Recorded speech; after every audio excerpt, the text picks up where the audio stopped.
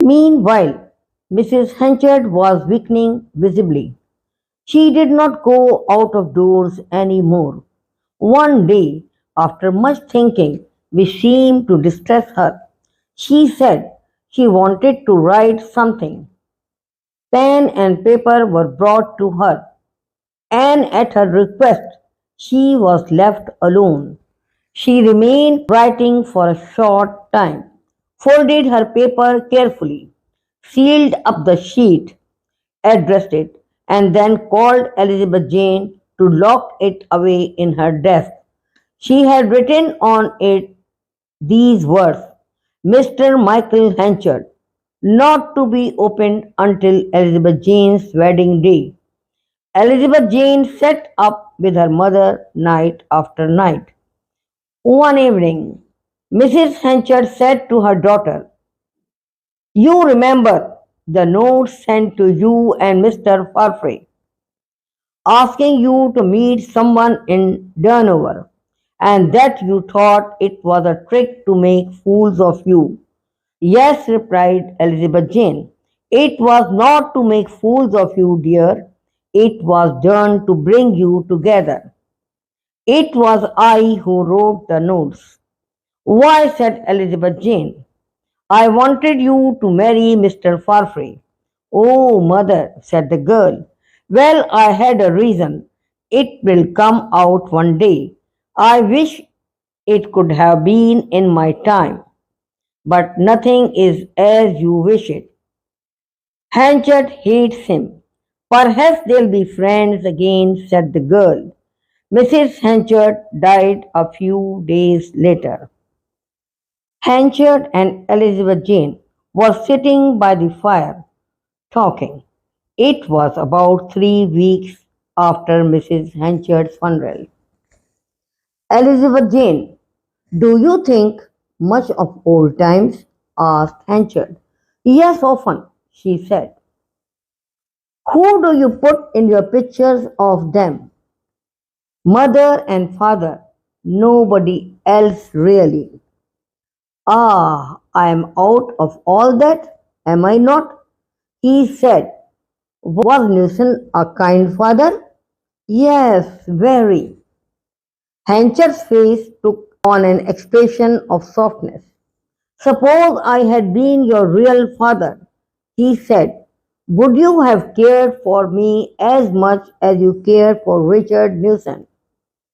I can't think of that, she said quickly. I can think of no other as my father except my father. What did your mother tell you about my history? He asked after a long silence. That you were related by marriage. She should have told you more before you knew me. Then my task would not have been so hard. Elizabeth Jane, it is I who am your father and not Richard. Elizabeth Jane sat perfectly still, and her shoulders did not even show the movement of her breathing. Hanchard went on. Your mother and I were man and wife when we were young. What you saw was our second marriage. We had thought each other dead, and Newson became her husband. This was as close as Hanchard could come to the truth. Many former incidents in her past life made Elizabeth Jane believe what she had just heard. She became quite upset and started weeping. Don't cry, said Henchard. I can't bear it. I am your father. Why should you cry? Am I so dreadful? So hateful to you? Don't hate me, Elizabeth Jane, he cried, holding her hand. I'll be kinder to you than he was. I'll do anything if you only look on me as your father. She tried to stand up and face him trustfully, but she could not. She was troubled by him. She did not know why. I'll go away now, said Hanchard, seeing She was disturbed. Tomorrow I shall talk to you again and then I'll show you papers to prove my words. There, it was I who chose your name.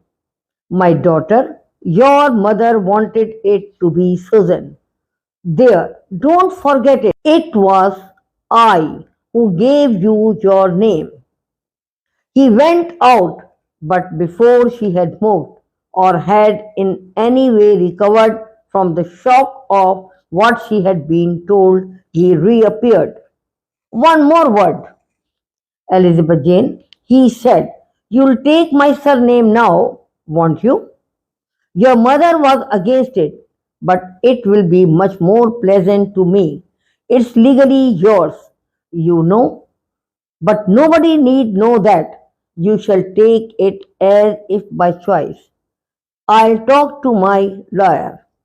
I don't know the law exactly myself, but will you do this? Let me put a few lines into the newspaper that Henchard is to be your name now. If it is my name, I must have it, mustn't I? She asked. I wonder why mother didn't wish it. Oh, some strange fancy. Now get a bit of paper and write as I shall tell you. She got a piece of paper and wrote down the words which he had remembered from some similar advertisement. Words saying that she, the writer formerly known as Elizabeth Jane Newson, was going to call herself Elizabeth Jane Henchard. It was done, sealed, and addressed to the office of the Casterbridge newspaper. There sat Henchard with the look of satisfaction he always had when something was done which pleased him. I'll go upstairs and hunt for some documents that will prove it all to you, but I won't trouble you with them until tomorrow. Good night, my Elizabeth Jane. He was gone. She went and sat down by the fire. Here she remained in silence and wept, not for her mother now, but for the kind sailor Richard Newson, to whom she seemed to be doing a wrong. Hanchard, in the meantime, had gone upstairs. He kept his personal papers in a drawer in his bedroom, and this he unlocked. Before taking them out, he leaned back on his chair in thought.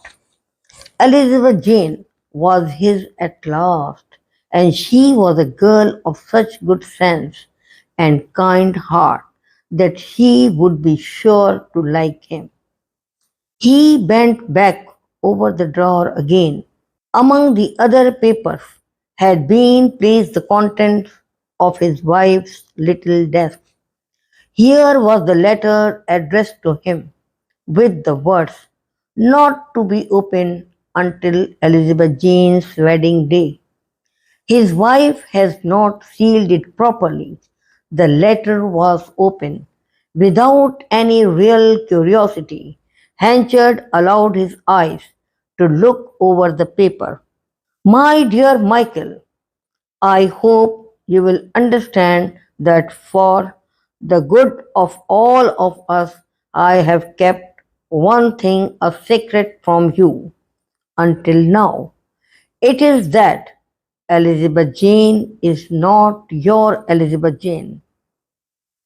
The child who was in my arms when you sold me, no, she died 3 months after that, and this living one is my other husband's.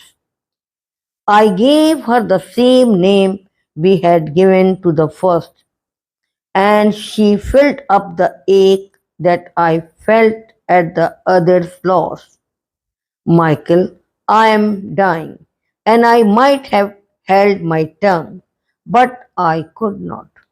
Please forgive, if you can, a woman you once deeply wronged as she forgives you, Susan Hanchard. Her husband looked at the paper as if it were a window through which he saw for many miles. Now it was clear why his wife seemed so reluctant to have the girl's name altered from Newson to Hanchard. He remained sitting there, not knowing what to do, for nearly 2 hours, until he suddenly said, "Ah, I wonder if it is true." He jumped up and went with a candle to the door of Elizabeth Jane's room. He put his head to the door and listened. She was breathing deeply. Hanchard softly turned the handle, entered, and shading the light, approached the bedside, gradually bringing the light forward over her face. He looked down long and hard at her features. They were fair. His were dark.